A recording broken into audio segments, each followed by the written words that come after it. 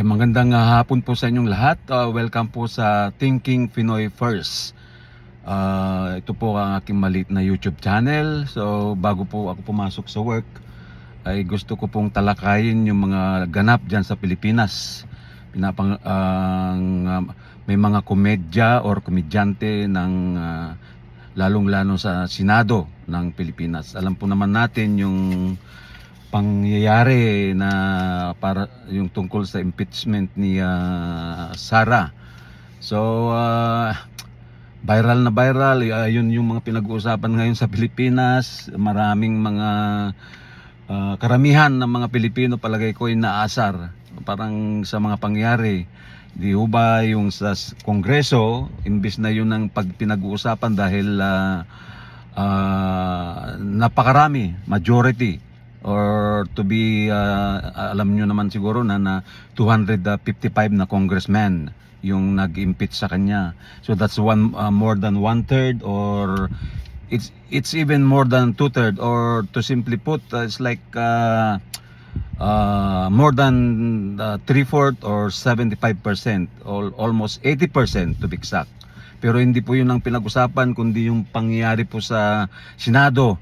Di ba, parang komedya, maraming mga komedyante. So nag-appear yung Bato, The Rock.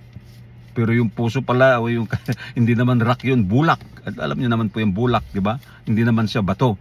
So nagpakita lamang para bumoto para magkaroon ng majority.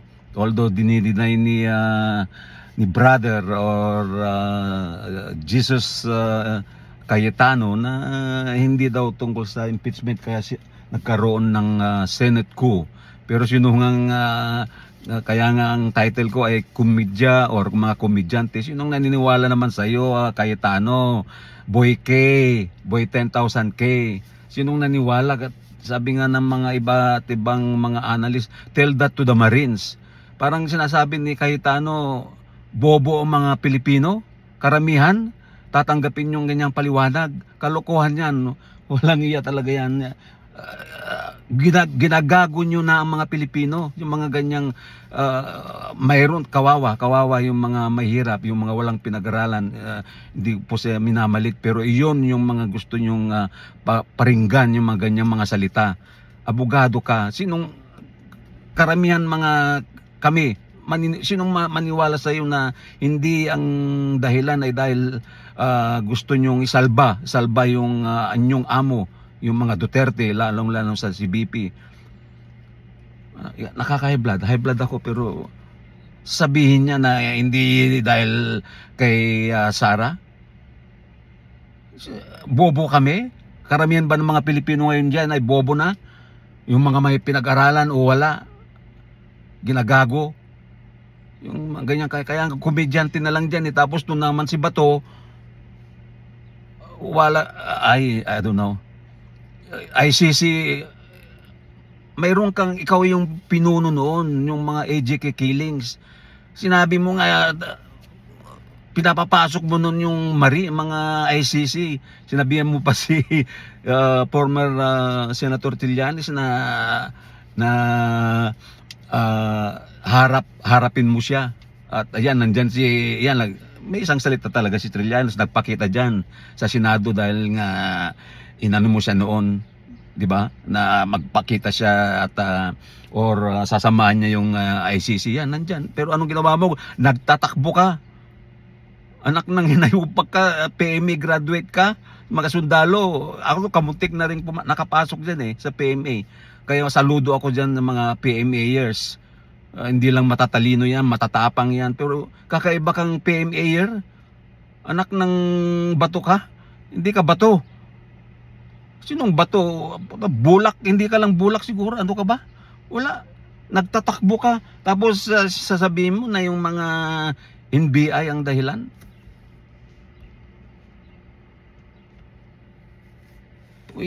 Buti na lang mayroong video doon na nadapa ka pala. Hayop ka talaga, Bato. Sisisin mo yung NBI.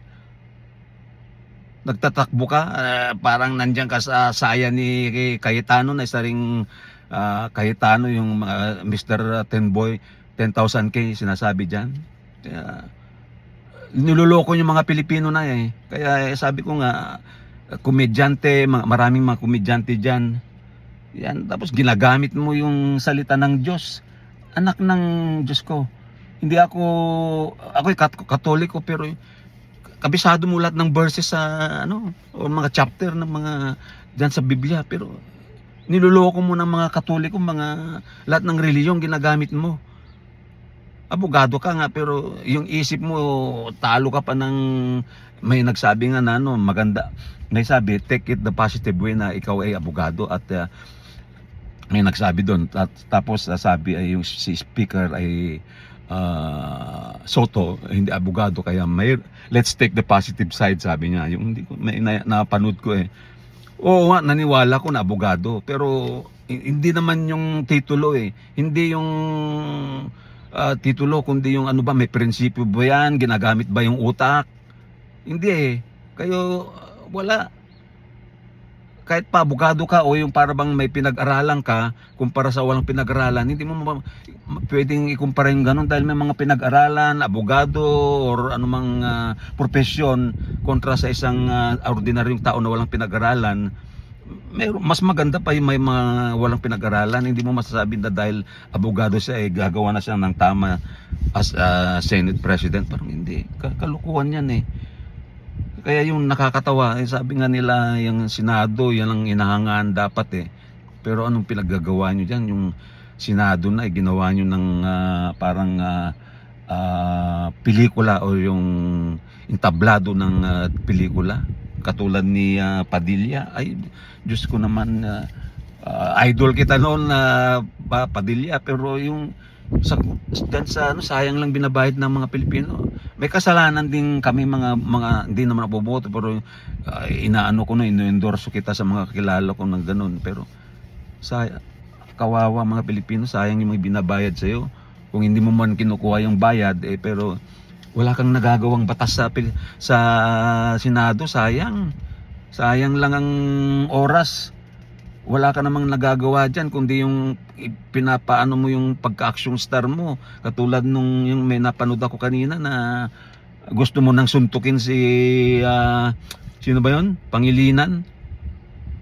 Si Senator Kiko Pangilinan. Siguro nag-ano ka pa rin, nagseselos ka or na hindi mo napangasawa yung sorry Miss Sharon na. Kaya hindi ka pinili ni ni Sharon or kahit si Chris Aquino nga gusto mo lahat ng mga babae nung tuhugin eh. Tsaka isa kang traitor din dahil alam ko yung pangyayari nyo ni Richard Gomez. Anong ginawa mo doon? Bigla mo na lang sinuntok yung tao. Pero kung laban sa mano-mano, wala ka namang ibubuga doon, tangkad-tangkad doon. Sinuntok mo nang walang kamalay-malay si Richard yun. Napanood ko rin yun. Nahinangan kita noon, pero napag-ano ko, pag-isip-isipan ko na dahil kaya ka nga siguro naging Duterte eh.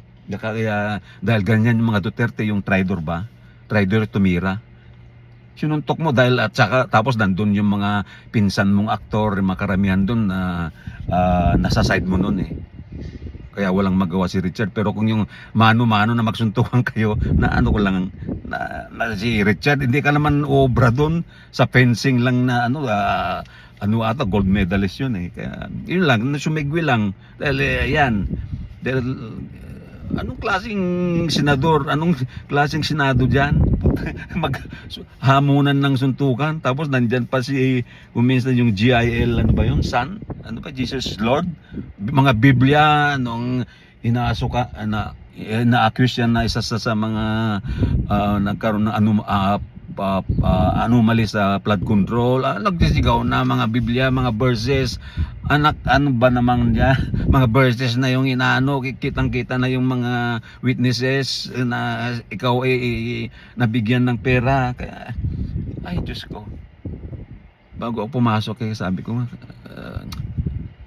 kumidyat sa Senado na. Tapos nandyan si Ligarda, kaya lang lumipat dyan sa bagong majority dahil gusto niyang isalba yung anak niya, sino ba yun? Libeste? Anak na, bilyonaryo yun? Saan kumuha ng bilyon yun? Anak ng, kaya nga may kaso siya, kaya yun. Kakasuhan yun, kung ako yung mga government agencies, kasuhan yun ng mga to. Itong mga Villanueva na to. Tapos sa payang si, ay Diyos ko, si Estrada, ganun din. Na-accuse siya noon, kulong na siya doon sa anomalya noon. Tapos ngayon nagnakaw ulit or nasuhulan ulit o ano man.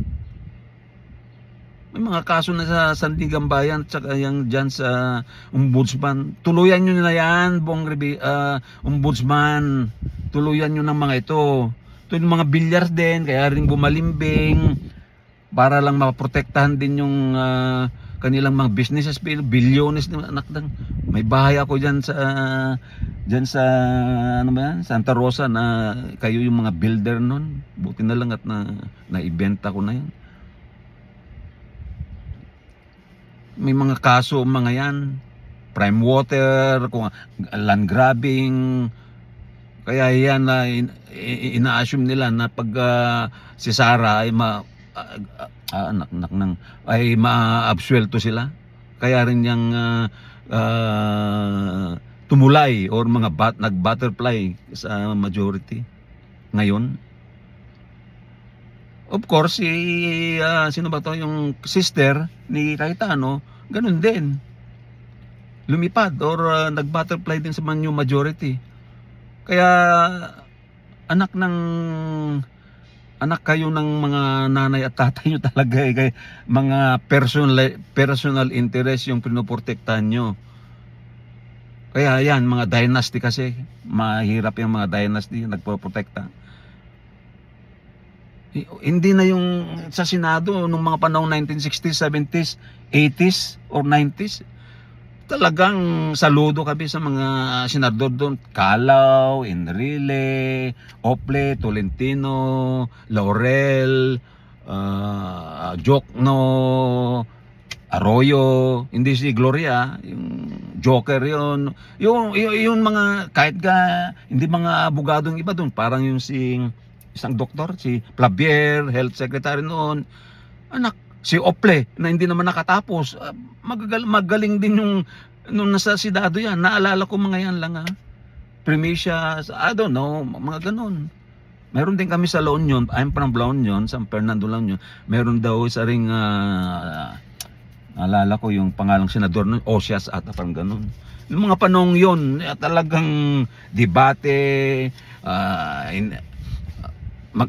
nagpasa ng mga batas para sa taong bayan, para sa Pilipinas, para sa ikaunlad ng Pilipinas. Pero ngayon, kumedya. Kasi mga karamihan may mga binoto po ninyo mga Pilipino ay mga, hindi naman lahat, pero mayroong mga komedya. Yung walang alam talaga, popular lang.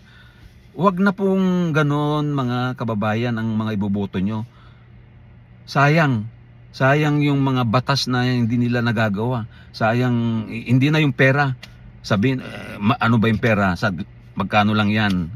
Ilang milyones man. Pero kung mayroong silang mga batas na naipapasa na para sa mahirap, bilyones ang mga katumbas ng mga yun. Pero wala.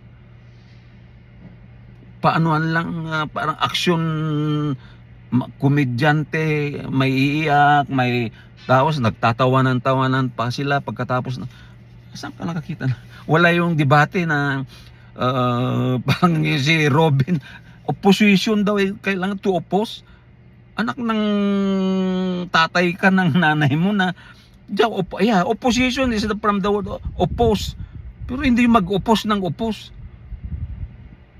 Mag-oppose ka lang kung mayroong reasonable reason na hindi po pwede.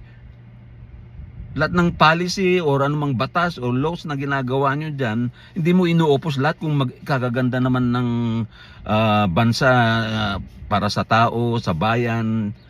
Hindi yung opposition. Anong utak yan? Wala ngang utak yan eh. Anak ng...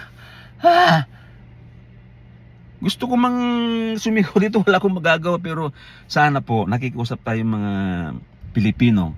Sana i-share nyo po itong aking na iboto na naman po natin yung mga tamang opisyal lang, hindi lang sa national level, sa Senado, sa Kongreso, kahit sa mga lalawigan nating mga konsehal, board member, mayor, governor, congressman, mga ganun po. Piliin po natin yung hindi magnanakaw, yung walang alam kung nasa executive siya, paano ba siya magbigay ng tulong, mga ganun. Mayroon ba siyang naisip na para ikagaganda ng buhay ng bawat isang Pilipino, lalong-lalo na po yung sa mga mahirap. Kasi ang mga politiko talaga, yung mga gusto nilang yung mahirap ay steady or mas lalong hihirap. Bakit po? Kasi during campaign period o yung mga eleksyon, doon nila bibigyan ng mga ayuda, tulong. Kasi alam nila na, alam mo naman mga Pilipino po, di ba? Alam po naman natin na nabigyan ng tulong yan ay tutulong at parang yun, ikaw ay iboboto, parang ganun eh. Parang nababayaran, kaya kawawa ang Pilipinas po. Kaya nga ang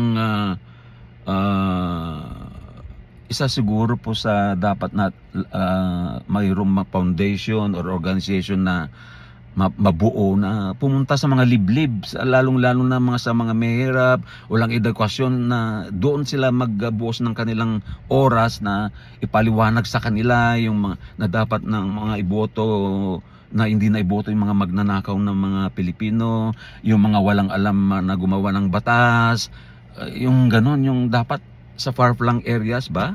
Yung kasi with yung namang nasa city or urban na with social media, marami ng ano, pero ang naku, 'di ba, during pag yung may election naman talaga, marami kasi nga maraming mahirap. Yun yung mga na binabayaran nila, binibigyan ng mga insentibo para iboto sila, binibigyan ng mga ayuda, ganun. Kaya ayun, kaya popular, lalo na popular sila, mga ganon, na wala namang alam. Wala. Sa Senado parang, noon pag sa Senado, ang gandang manood ng mga debate. Ngayon, wala. Parang mga, ano lang, mga angas, wala namang, yung mga, mas maigi pa sa Kongreso, yung justice, yung ginawa sa pinapanood mo, talagang ibang klase. Dapat mga senador, yun ang mga klase ng tao, politiko na dapat ay maging senador, dahil alam nila ang batas, alam nila kung paano gumawa ng batas. Pero sa Senado, ilan lang ata dyan, 5, 6, 7, yung may mga integridad, yung mga may prinsipyo.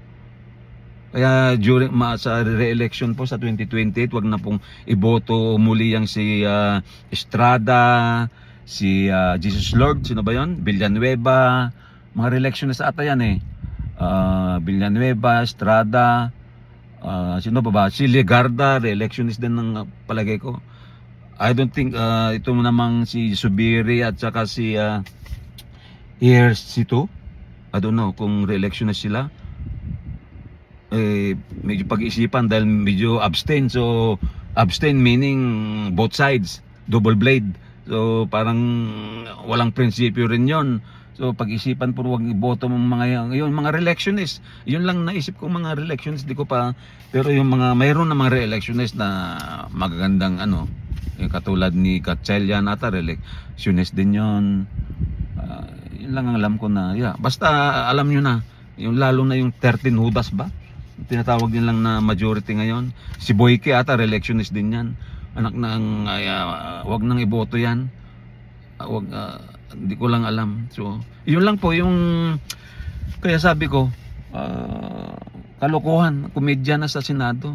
Kaya, para po sa lahat ng mga Pilipino, lalong-lalo na po sa 2020 election, sa Senado po. So, piliin po natin yung sino yung talagang may alam sa batas, yung mayroong alam na gumawa ng batas, at kahit wala namang experience pero na pwede siyang gumawa ng batas talaga. Yung, hindi kailangan na mga abogado dyan eh, di ba? Hindi dahil kung porke abogado ka or anumang profesyon ka magaling ka ng gumawa ng batas, di po. So para sa mga millennials, mga lahat ng mga generation nasa kamay nyo po talaga, na sana wag nang maulit na itong mga re-electionist na ito at pumili ng talagang karapat-dapat po sa Senado at anumang posisyon sa ating bansa po. Sana hiling po natin na mahuli na tong si Bato at may paraan sana madala na rin siya sa, di ba sabi niya gusto niyang samahan si Digong. So sana po magkaroon ng liwanag na siya ay mahuli. So lahat po ng mga pangyayaring ito, lahat, pati yung mga flood control din po, yun. So kung may mga nabibinbinban dyan sa ombudsman na dapat nang serve para huliin na itong mga hinayupak na senador na to, ay non-bailable po mga kaso, huliin na po yan. Pati na rin yung sino pa ba yung mga wala, si Bantag, huliin na rin yan, si Roque, si Ko, lahat po mga taong nagkasala sa bansa natin ay dapat na pong litisin yan at huliin at litisin. Kaya yun po, na ano lang ako, kaya yung lahat kasi nang napapanood ko sa YouTube ngayon ay talagang kakaiba po Pilipinas. Nakakayaman, pero sana baguhin po natin. Still may positive side pa rin po yan na magaganap at naniniwala tayo na aasenso rin naman ng Pilipinas, basta lang yung mga hinayupak na ganitong klaseng mga politiko ay matanggal o talagang yung DNA nila ay mawala na talaga sa politika ng Pilipinas. Kasi sila yung mga salot, sila yung mga nagpapahirap sa bansa natin, nagpapahirap sa mga mahihirap po. So yun po, at kakalma na lang ako, parang ganun din, dahil papasok na po ako. So sana po mag-like and subscribe po kayo dito sa aking munting channel. Bago lang po itong Thinking Pinoy Purse. Share nyo po, mag-subscribe po pa kayo. Again, this is Thinking Pinoy Purse. Magandang hapon po, magandang gabi, umaga kung nasan man kayo sa sulok ng mundo. Mabuhay po tayong lahat na Pilipino. Mabuhay po ang bagong Pilipinas. Salamat po sa inyong lahat. Salamat po.